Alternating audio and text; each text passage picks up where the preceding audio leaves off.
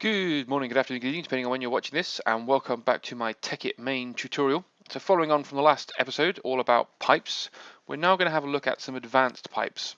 So here we have a basic setup. We're receiving a lot of resources from whatever it may be. We'll have a look at how we can get this to be automated in a future episode.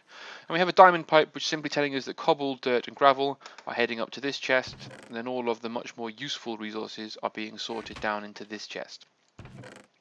But what's going to happen here is we're going to very rapidly fill up our dirt, cobble, and gravel chest because we're going to collect absolutely tons of it. So the first pipe we're going to have a look at to help us with this is a void pipe.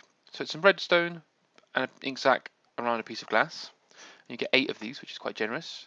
Now what a void pipe does is very simply, as its name implies, is it will just dispose of resources.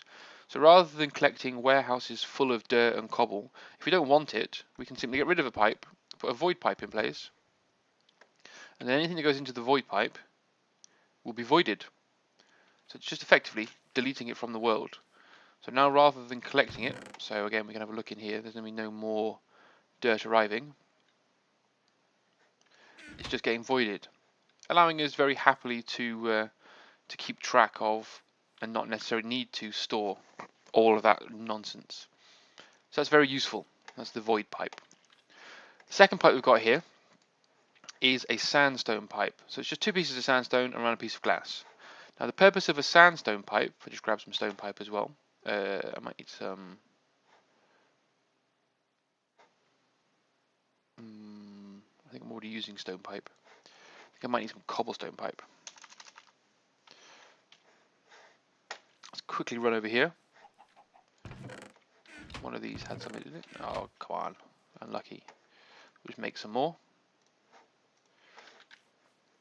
So if we try and run an extra pipe through here, let's say I wanted to run it to this chest and put it here, it's going to connect to these 2 chests, which means anything that runs through here would unfortunately get connected. So what I could do, or what I will do, is use a sandstone pipe. Now a sandstone pipe does not connect to any surrounding inventories, so it will not connect to these, but it will connect to my cobblestone pipe. So we need to just rearrange this a little bit to make sure it doesn't connect to the void pipe as well. So there's the void pipe getting rid of all of our unnecessary. But if we put a cobblestone pipe here, and let's say we want to put iron through it, so grab a piece of iron, go into our diamond pipe, and then tell it that green is for iron ore. So any iron ore that gets delivered into the system now is going to get pushed through here. There we go. That appears to be tin. Did I grab the wrong one? No, iron ore. That must have sneaked through a moment ago before it. There you go. So here comes some iron now. So this iron ore should get sorted through the green pipe and down into here. This piece of tin is just because before I put the rules in place, it will just split things evenly between the 2. So that's going to allow us to do that and get lots of lovely iron down into this chest. Let's just remove the piece of tin for now. But we can see we have iron in here. So if I wanted to set a system up to extract just the iron from this chest, what I could use is an emerald pipe. So 2 emeralds around a piece of glass is an emerald transport pipe. It's quite an expensive pipe to manufacture, but has a very specific and useful resource. It acts pretty much like a wooden transport pipe. So we're going to want an iron one here actually, aren't we, thinking about it. Put an iron one in here from the previous episode, and then tell it to send all of its resources that way. Then, if we just dig up the ground underneath here, and put down an engine, and a lever ready to power the engine. Now what an emerald transport pipe does, is when you click on it, it brings up an interface. And in this interface, you can tell it what you want to extract. So if we tell it to extract iron, and then turn on the redstone engine, it will search this chest for anything that meets that criteria, and start to extract the iron. It's only picking out the iron. As you see, the iron's going down, but all of these are still going up because they're still being collected.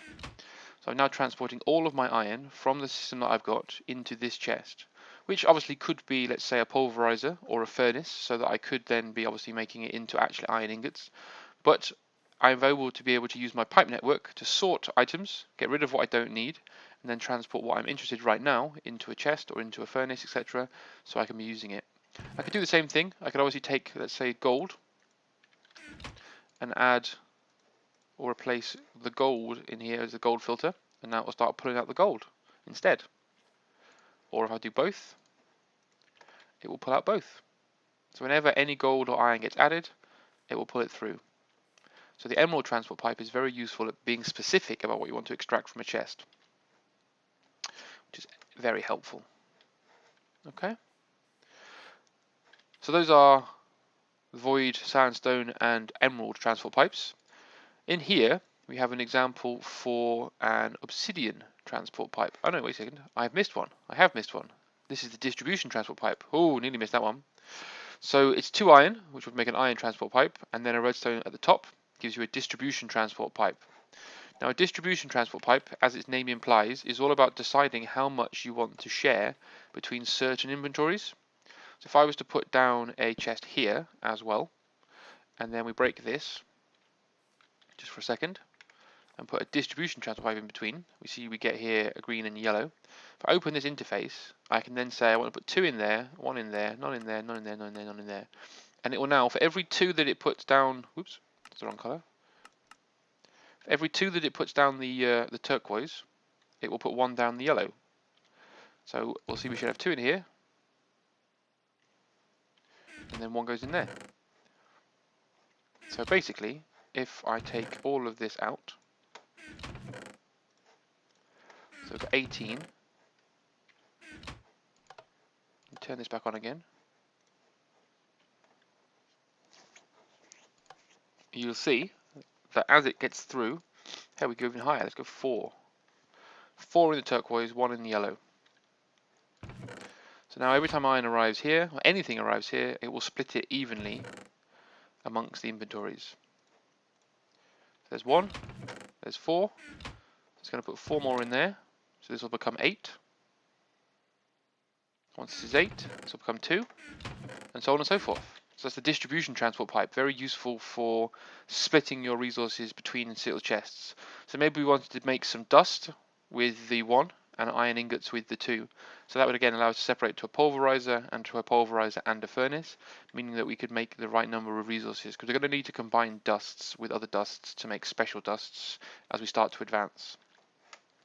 Just flick it to morning to make sure it doesn't get any brighter or darker. So that's a distribution transport pipe. Nearly forgot about that one, nearly sneaked away from me. The final advanced pipe to have a look at is the obsidian transport pipe, which is just 2 pieces of obsidian around a piece of glass. So an obsidian transport pipe is a very interesting pipe, and it's designed to be used to pick things up that have been dropped on the floor. So if you put one on the floor like this, and then we connect it to this chest, and what we decide to do is, let's say, throw our pipe at it, you see it picks it up. So anything that's dropped on the ground in the world will get picked up by the obsidian pipe. It doesn't matter how much you throw, it will always pick it all up. So you can place these on the ground underneath place situations where there are maybe things you want to collect. So for example, obviously one of the key things that a chicken does is a chicken lays eggs. But you don't want to have to monitor the chicken continuously to see if it lays an egg or not. So what you could do is put the chicken in a small pen over the top of an obsidian pipe. I'm not going to wait for it to do it because it could take forever. And as it sits there, maybe give it a friend.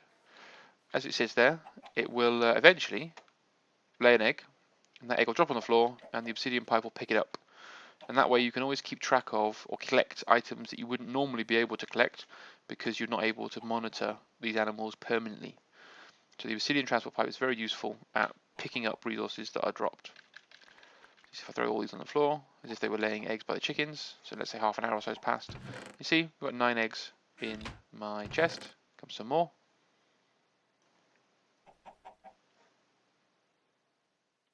I thought I saw some more, but apparently I didn't. Oh, there we go, I missed it. So that's the obsidian transport pipe, very useful at collecting resources that are dropped by mobs or anything along those lines within the world. Okay guys, well those are the advanced pipes, the advanced transport pipes, and how you can use them.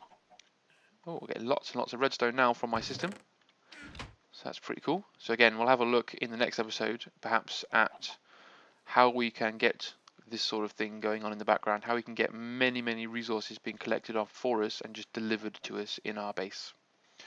Alright guys, so I hope you enjoyed, and as ever, if you appreciate the tutorials, please leave a comment down below. It's always appreciated to know what sort of things you want to see a tutorial about, because obviously I'm starting to get towards the more advanced machines now that I've done the basics. So again, if there are specific machines you want to see me do a tutorial for, please let me know in the comments, and I'll look to put those in the future episodes. Alright guys, bye for now.